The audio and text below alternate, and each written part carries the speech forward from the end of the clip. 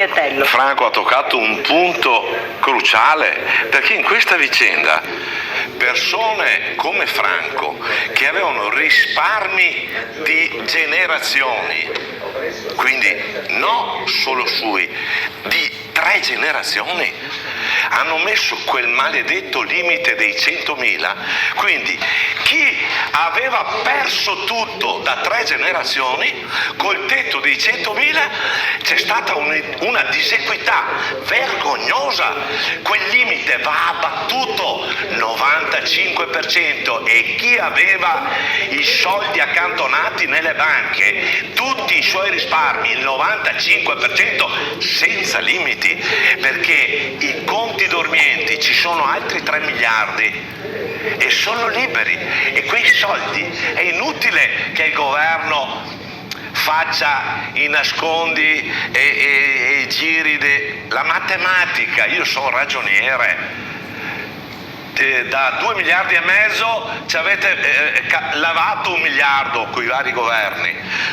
1 miliardo 175, avete pagato 1 miliardo 350. Il ministro Giorgetti il 18 giugno ha dichiarato avanzati 180. No, ministro Giorgetti, i conti non tornano, sono 260 che mancano e voi avete messo gli 80 milioni, benissimo, per riaprire per i poveri cristi, i 10.000 che gli hanno sbagliato le domande, che vedi adesso stiamo aspettando. Quindi il discorso dei punti che noi abbiamo portato da gennaio 2025 con le manifestazioni della bara del funerale del risparmio, cioè significa che quello che abbiamo ottenuto è una bazzecola. Tu dovresti darmi il 100% più rivalutazione e interessi, e allora è giustizia. Ma quello che abbiamo ottenuto, seppur eccezionale, che nessuno ci avrebbe mai creduto, perché adesso salta fuori che abbiamo ottenuto il punto 8, gli indebitati.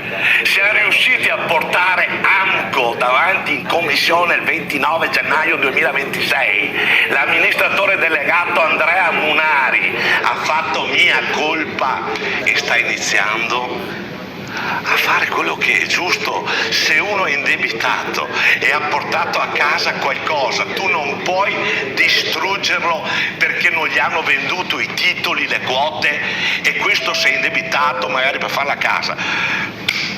Chiudi, cosa che ho già 3 prove provate che stanno iniziando a fare. E allora io dico, perché bisogna arrivare a fare la lista dei suicidi? 112 persone dal 2015 al 2017. Come associazione Zerino abbiamo 112 persone certificate. Ogni persona che non ce la faceva mandavamo al governo, all'allora governo Gentiloni, con la lista. Facevamo le trasmissioni con voi, che la gente... Fermo, che c'è Milena da Ferrara. Salutiamo anche Ferrara questa mattina. Ciao Milena. Buongiorno.